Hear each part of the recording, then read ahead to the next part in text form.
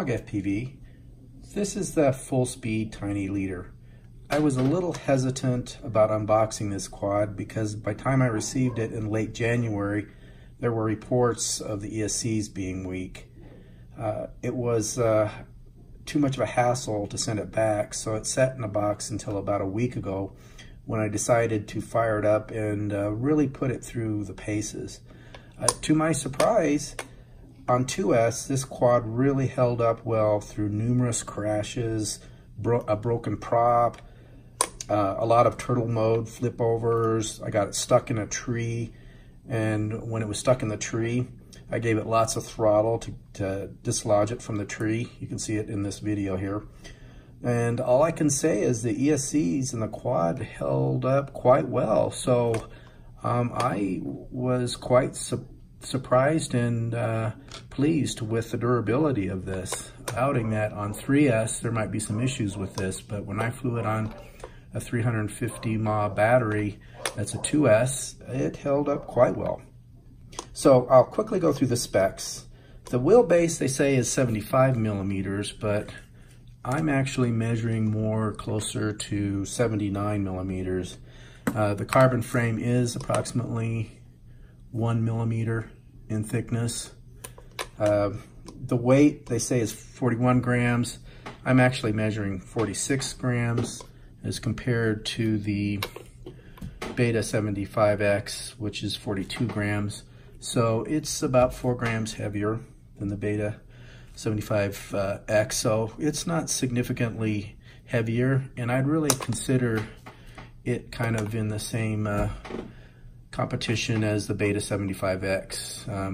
If I was to compare it to another quad, I think these two would be a good comparison to one another. As far as the flight controller, it's the FullSpeed, they call it the FSD 408 flight controller. It supports 2 to 3S. Now, because of the reports of the ESCs, I wouldn't probably fly this thing on 3S. But on 2S, it flies great, and I don't really see a need to really fly this thing on 3S. As far as the ESCs themselves, they do support D-Shot 600. They are rated at 8 amps continuous.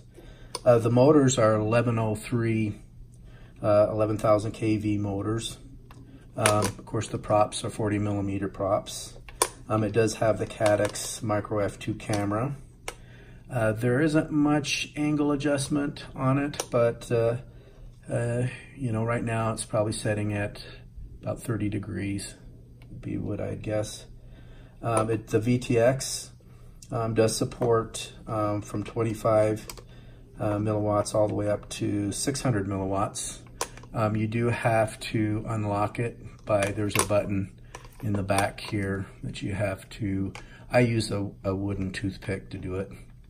And so you need to unlock it so you can get up to 600 watts or 600 milliwatts for the VTX. I typically just run it at 25 milliwatts, so I really don't see a need. I fly fairly well close in, so I don't do a lot of long distance flying with these little Whoop class quads.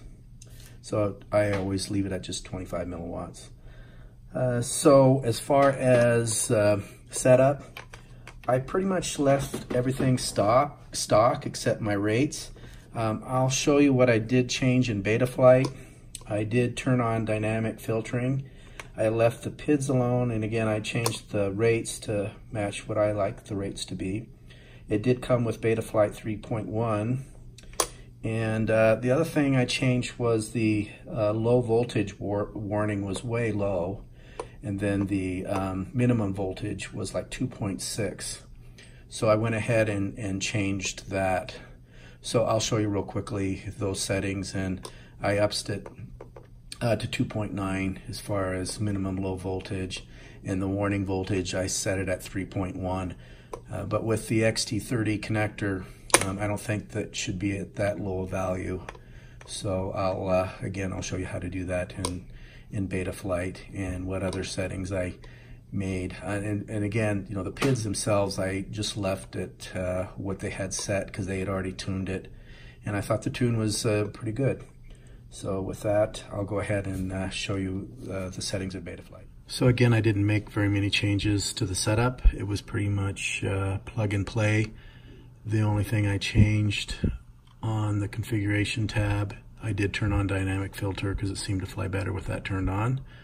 Other than that, I didn't make any other changes there. On the power and battery, this was set clear down as far as minimum cell voltage to 2.6. I ups that to 2.9. Then also the warning cell voltage, I ups that to 3.1. And with those settings, with the 350 mAh batteries and the XT30 connector, you know, when I'd come in and land, it came in, you know, the voltage cell was around 3.5, so that seemed to be a good value to set it to. The values they had, well, you could, if you weren't watching it, you could damage a battery with those warning cell voltages being that low and the minimum cell voltage being that low at 2.6. I would recommend upsing those. The only other thing I changed was on the receiver tab. I did turn on filter for RC smoothing. And other than that, everything else is stock. I did put my rates, of course. These are my rates, but everything else was left alone. And I thought the PIDs that they had set worked fine for my type of flying. So overall, I really like this the quad. If you run it on 2S, it flies great. It really is in the same class as, like I said, to the Beta 75X. So I think if you have that, I'm not sure that you would really want to also get the TinyLeader. You know, when I really flew both of them quite a bit at the same time because I was kind of comparing and contrasting. For racing, this one definitely is faster. The flight time, even though they have similar motors on them, surprisingly, even though this is 4 grams heavier, I was getting better flight time on this, although it's not as fast. I think maybe why, you know, this one drains the battery a little quicker for me is I was able to, if I'm really pushing it hard and flying really aggressively, I can fly this one faster.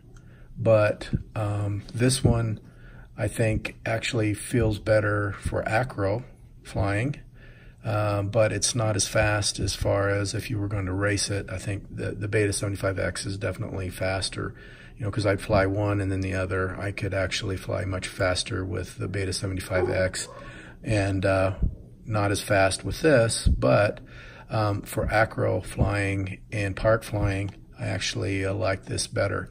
So with that, I'll show you some flight footage. It isn't the smoothest footage because I was really pushing it.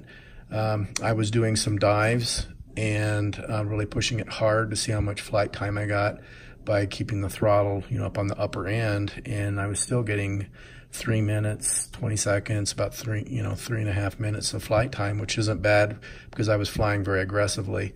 So the flight footage, again, isn't very smooth because I was trying to see if I could get it to wash out on the dives I was doing.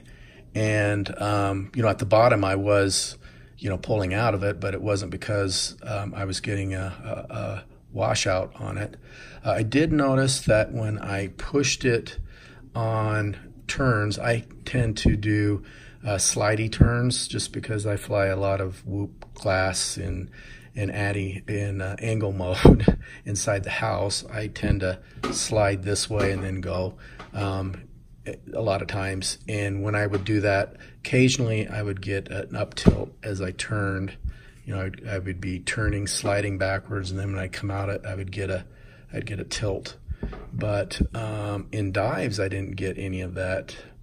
I know that Nick Burns, the PIDs that he was using, he said that on dives it would, which I don't doubt, it didn't do that. Maybe I'm just not flying fast enough like he does. I'm obviously not a Nick Burns. But he was saying when he was diving that it would wash out. I didn't seem to have that problem with the PIDs that they had set to. So I was actually quite pleased. And again, the only time I got some weird behavior was when I was turning and doing a slidey flat turn, and then coming out of that, I would occasionally get a little flip up of one edge. But overall, I thought it flew quite well. So with that, here's some flight footage, and thanks for watching.